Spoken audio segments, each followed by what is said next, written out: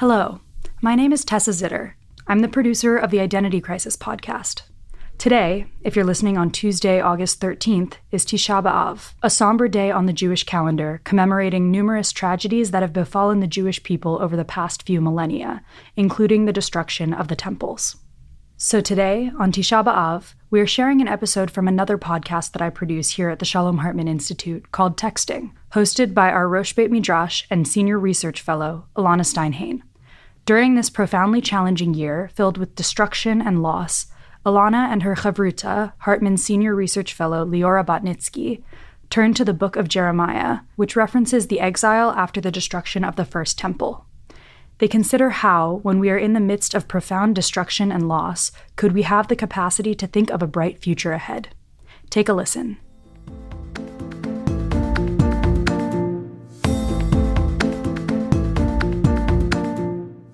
Welcome to Texting, where we consider issues relevant to Jewish life through the lens of classical and modern Torah texts. I'm your host, Elana Steinhain, and we're recording on Friday, July 26th, 2024. If you'd like to follow along with today's text, you can find the link to our source sheet in the episode description.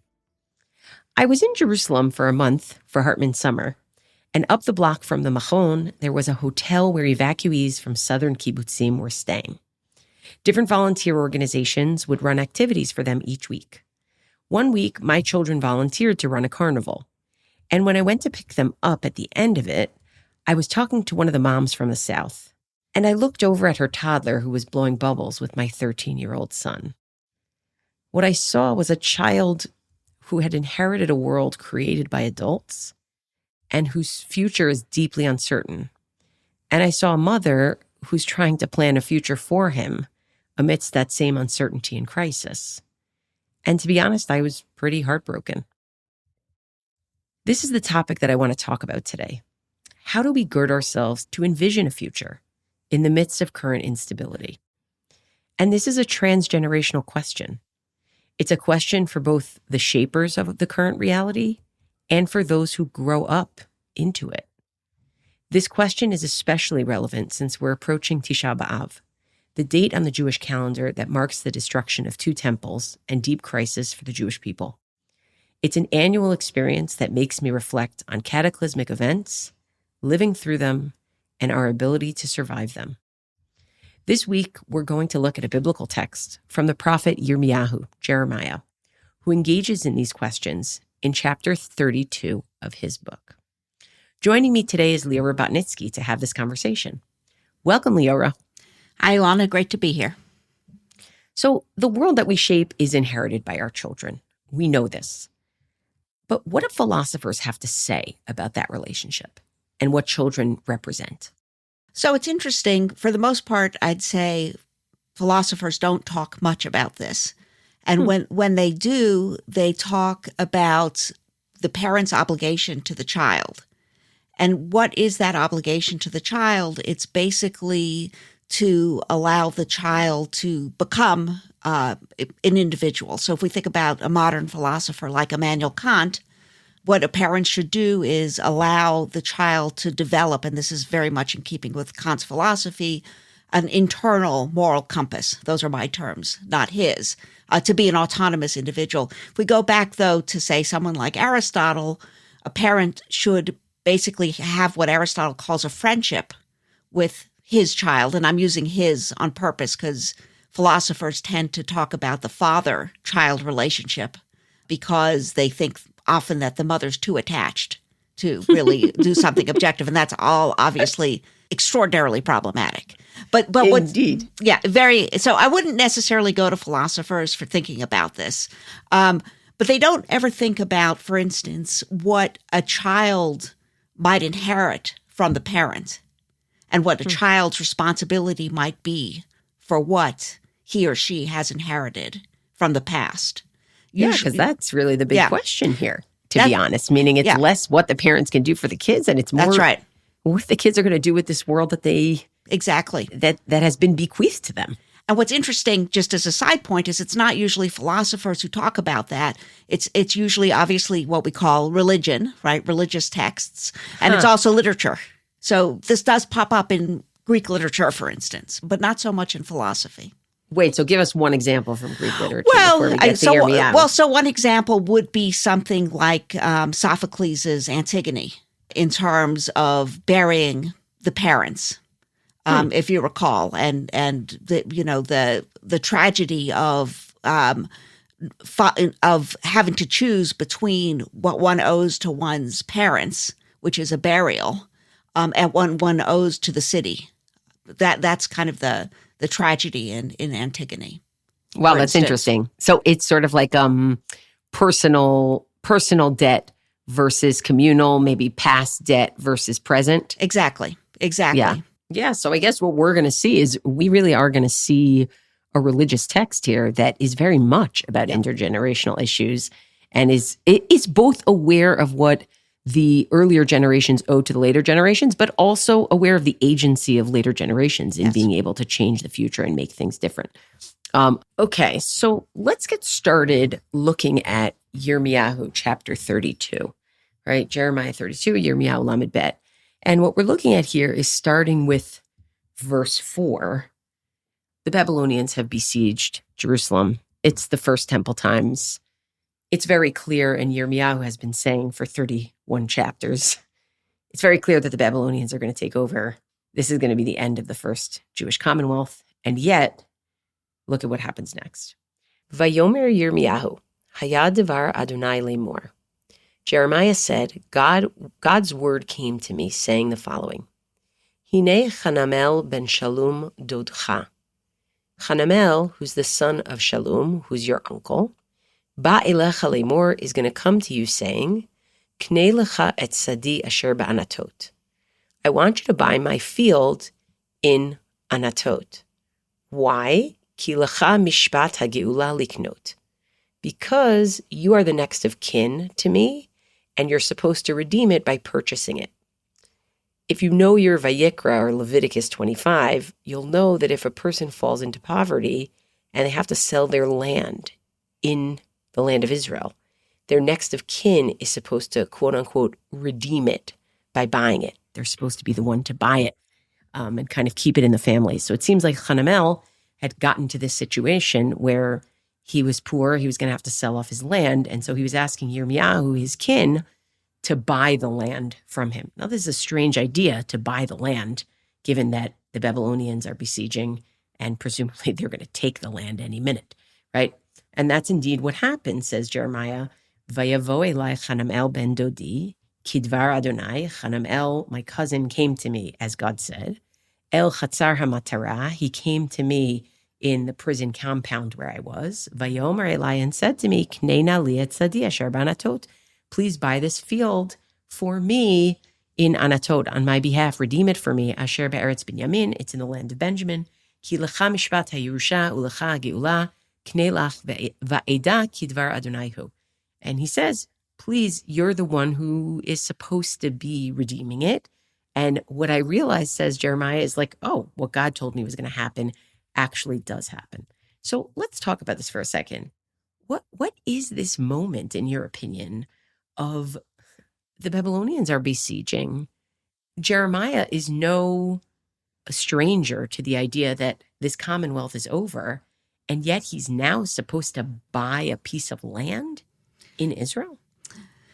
Right. So it's definitely strange. And it's also strange that somehow his relative is able to get into the jail to see him. But we can talk about that. But I think that it's really about God saying to Jeremiah that you, Jeremiah, need to invest in the future. And that this is God saying that just like I, God, am investing in the future. So I'm going to punish you. And that's clear because the punishment from the text perspective is deserved. But that doesn't mean that there's not going to be a better future. And that's what the covenant is. God's promising the people that despite punishing them. And I think we have here Jeremiah being told that he also needs to invest in the future by purchasing this land. Yeah, well, it's interesting because when you get to verses 13 to 15 in the same chapter, where he sort of announces to people, and specifically to the scribe who's going to write up the contract, he announces what he's doing, he does sound very confident in doing it, right? Yes. It goes like this. And maybe we'll just round out the picture a little bit as we continue to consider what this means to think about the future in this way that is so clearly not the immediate future, but it's sort of a very far gone kind of future. So it goes like this. Vatzavet Baruch le'nehem le'mor. He says, I commanded Baruch, who's his scribe, saying the following, Ko amar Adonai tzvaot Elohei Yisrael. This is what God, the Lord of hosts, the God of Israel, has said. Lakoach et asfarim ha'ela. Take these documents, et sefer hamikna hazeh, this deed of purchase, ve'et hachatum, ve'et sefer hagalui hazeh, the sealed text, the open text, and the rabbis actually look at this and they use it to understand the way that documents are made. Right, ve'et sefer hagalui hazeh, sari unitatam b'kli cheres, l'man yamdu yamim rabim. And I want you to put them into an earthenware jar so that they'll be able to last for a very long time. I want you to put them in storage.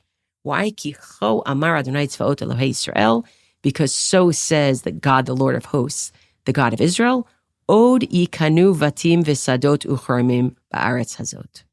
In the future, houses and fields and vineyards shall again be purchased in this land. Right? So here Yirmiyahu comes out as sounding very confident. Yeah. Very confident. And it's important to note, right, that God doesn't tell him to bury the deeds. He comes up with that himself. And this is where his agency comes through and his confidence comes through. Right, meaning he really believes it. Meaning he says to these people, I want you to hold on to these documents for a very long time, which I think also it's like a long-term vision. And I think when we're talking about next generations, he doesn't seem like he's talking about their children will come back and get this land. It sounds like this is something way in the future, generations into the future. Yes. Right? It's sort of like you have kind of a Rip Van Winkle kind of vibe here. Right. Right? You know, you're going to I'm going to come back and the world is going to be different. Like in Rip Van Winkle, you know, he falls asleep before the American Revolutionary War and he wakes up 20 years later to find a totally different world. He sees, and I think this is so dramatic, he sees that, you know, there used to be a portrait of King George on the wall and now it's a portrait of George Washington, right? Like there's been a complete change, like empire has been sloughed off, right? What does it mean to be able to have a vision like that, not because you went to sleep and didn't see it, but actually because you're preparing for it, right? Yirmiyahu is saying, no, I want us to prepare for that change. Right. I mean, I think it is optimism, but it's also confidence or trust in God. I think in a way, it's interesting, you translated ode as again. It'll again happen, and obviously one can't translate it, but one could also think about the ode as still, that the covenant is still there, despite what's going on right now in Yirmiyahu's time. Well, it's interesting because when Jeremiah is the one who tells them to also build houses and sow vineyards and fields in Babylonia. Yes. I mean, he says to them, you're going to go to Babylonia. This is what's going to happen. The Commonwealth is going to fall. You're going to go to Babylonia. You got to go make yourselves comfortable there. And eventually you'll return. So to be the same person who says, for the immediate term, you're going to go give in to the Babylonians and go there and make yourselves comfortable. And then for the long term, to be able to say, but eventually you're going to come back because this covenant stands. I think it takes a certain degree of trust, certainly a trust in God. And I also think it takes the tolerance of a double vision.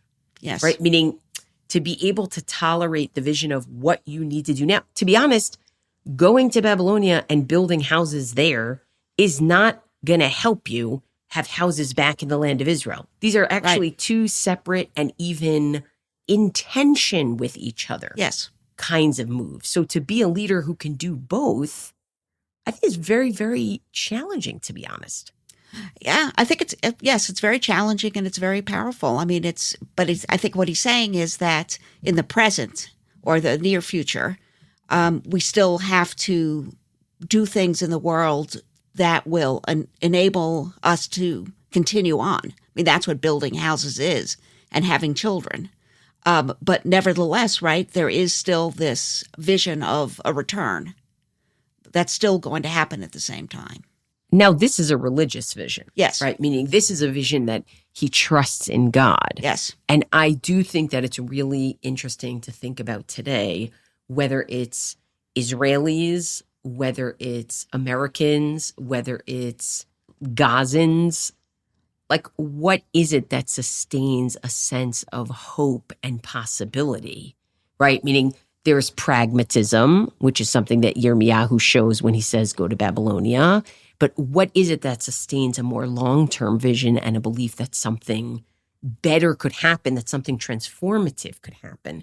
I think it's a really important question. Like, as a religious person, literally the only thing that gives me a sense of hope or even optimism is the sense that Jewish continuity is not about me or even just the next generation. It's about a very long view that's a covenantal view. Yes. But I recognize that not everybody's walking around with that, right? Like, what is it that gives people that sense of it's possible to transform the world and move from King George's portrait to George Washington's portrait? Right. So I think what's really interesting is that it's holding on to the past and the future simultaneously. And that can be really difficult. I mean, it's part of it is saying, I think, in the biblical context and also in a more theological context, what allows us to trust in the future or have hope for the future. It's the past. It's the fact that we have this relationship, that God made this covenant with us, and we've had this relationship with God, and our forebearers have led us to this point. So it's the past is really necessary here. In order to believe in the future. And I think that's interesting. So it's a kind of foundation. It's a foundation. I mean, and you can see it. I mean, some people would want to argue it. I'll just mention Biden's speech this last week when that he's not going to run for president. He talked about how great the United States is, that it has this vision of all people are created equal. Everyone should be treated with dignity. I don't think he put it in those words. He said, we've never lived up to this promise, but we've had this as a kind of foundational definition of America as an idea. So 1 second. Are you saying that it's past experience that actually leads to a hope for the future? Or are you saying it's past commitment to ideals that both leads to a hope for the future? I think it's both. I mean, I think it does have to be both at the same time. It's past experience in the sense that, in the biblical or Jewish context, it is this covenantal relationship that did happen in history. And similarly, in the American context, it is the American founding that happened in history.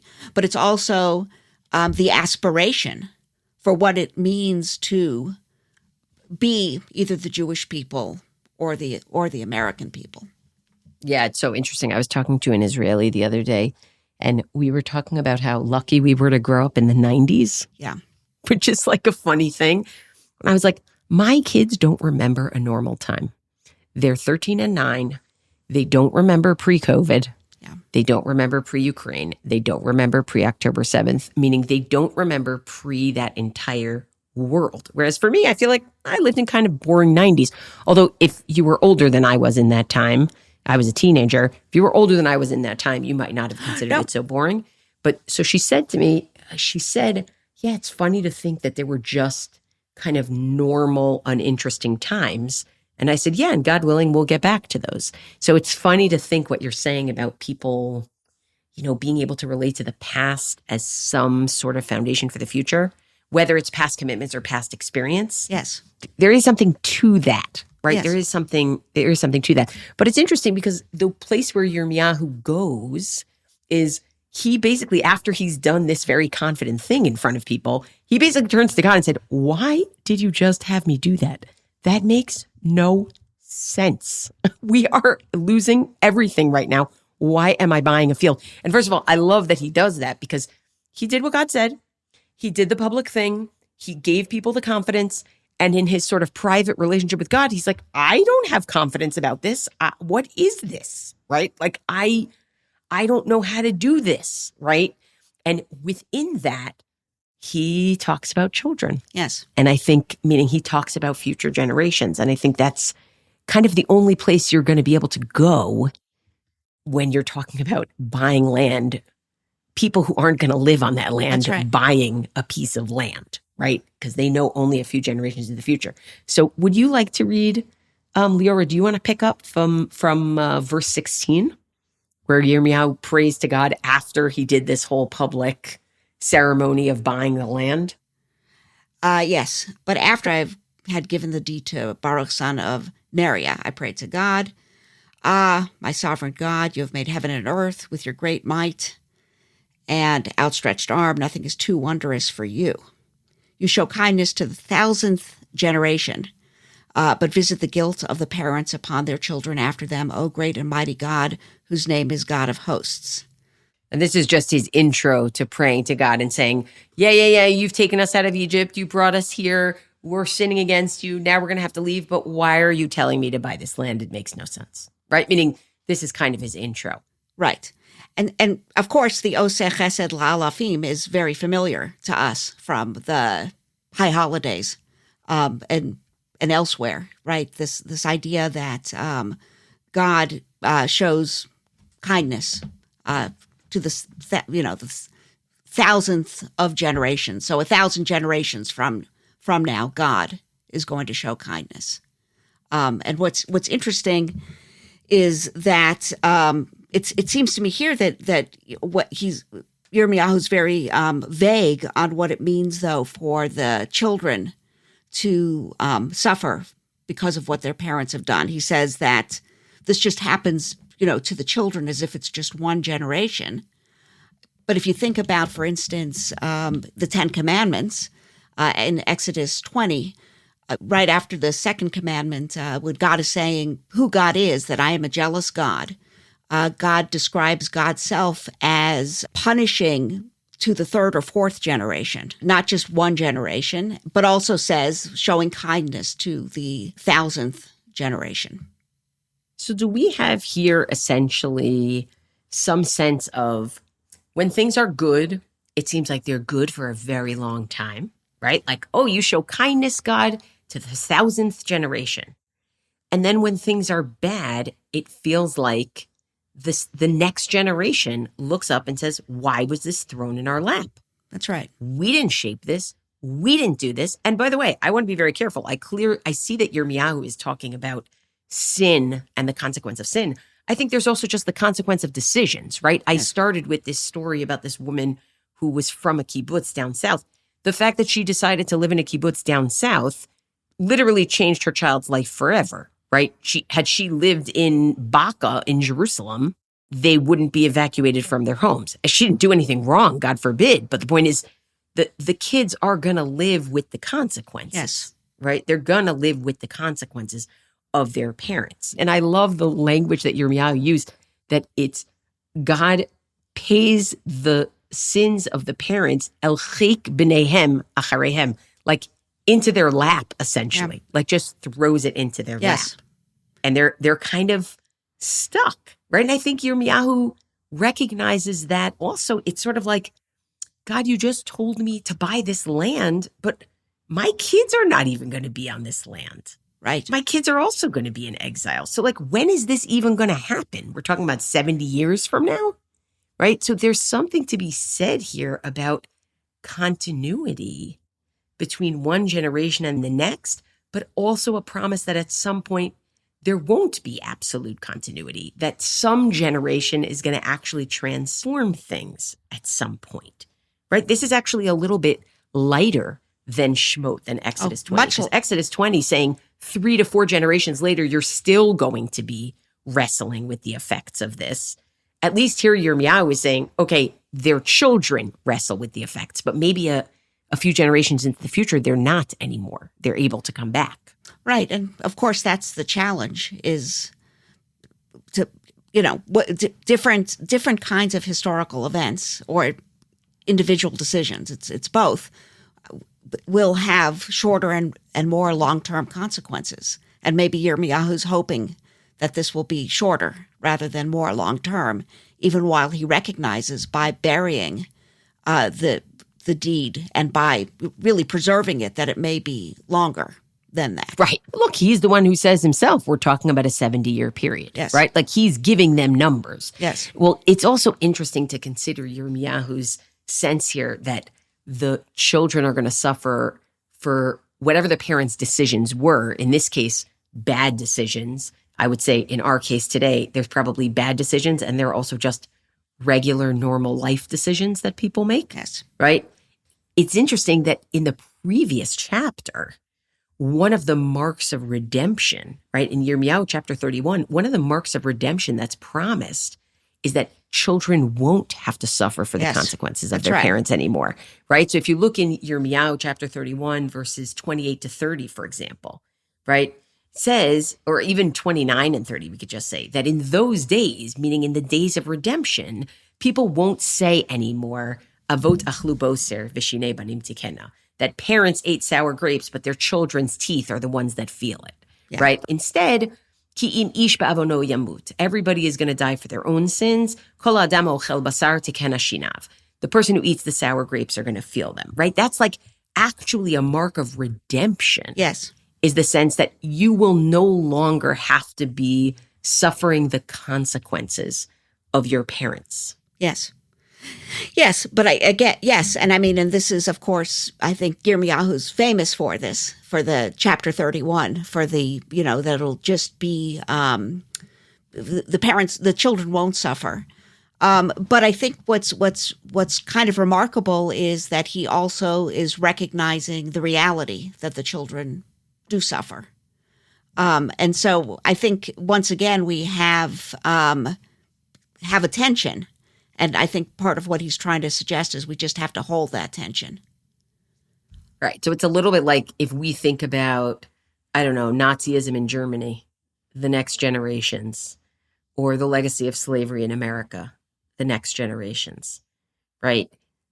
So there's no question that the generations following are impacted in some way, but it does seem like Yirmiyahu also wants there to be, at some point, a coming out from under that. And that brings me back to the first thing that you said, which is, so whose responsibility is it, or whose ability is it to be able to come out from under that? Right. Because the parents aren't going to be able to do it. Right. And maybe even the first generation isn't going to be able to do it. So who's going to be able to do it? Right. It's future generations down the road. Absolutely. I mean, I think what's interesting about it is if we think about the strongest form of it, right, which is found in Exodus, chapter 20, I think verses 3 and 4. I think what's interesting about it is that we realize that, of course, children do suffer for the sins of their parents in many cases, and that's a problem. But at the same time, children also greatly benefit from, hopefully, the gifts of their parents. And so we can't just have the gifts without also taking on the responsibilities for what was done wrong. So in a way, I think what's going on in Shmot, but also in Yirmiyahu, is a recognition that we aren't actually just individuals. Mm-hmm. We that basically the point of having children isn't that you have a child who grows up to just be an autonomous individual, but that we're always going to be responsible for both the past and the future. Right. So you would basically say a combination of you get the chesed from the previous generations, and you also get the negative consequences from the previous generations. And you would basically say, let's add an element of where does the responsibility of the children come in? You had been telling me, we were talking about this, you had been telling me about a Herman Cohen discussion of Yirmiyahu versus Yechezkel on this score. Can you just share it with Sure. our listeners? I think people would Certainly. really benefit from it. Sure. So Herman Cohen, for those who aren't familiar with him, was a late 19th, early 20th century German Jewish philosopher. He was a very important philosopher in his day. But the book that he wrote that wasn't actually published until right after he died is a book called Religion of Reason Out of the Sources of Judaism. And there he really uses Ezekiel, Yechezkel, as the model for what he for what he understands to be human responsibility. So basically, in Ezekiel, Ezekiel quotes Jeremiah 31. Okay, I think this is in chapter 18. He quotes Jeremiah to say that basically only the person who has committed a sin should be punished. Which, by the way, is also a quote of Devarim 24. Yes, absolutely. Yeah. And so what Cohen does is he looks to Ezekiel rather than Jeremiah as an ideal, even though in Ezekiel says the same thing that Jeremiah says in chapter 31. And there's a background to that, which has to do with Jewish-Christian polemics and the fact that Ezekiel is both a prophet and a priest and not just a prophet. But let us bracket that and instead see what Cohen wants to do with this. Cohen says that this is about becoming what he calls a unique I, a real I, meaning as a person, a unique individual. What does it mean to be a unique individual?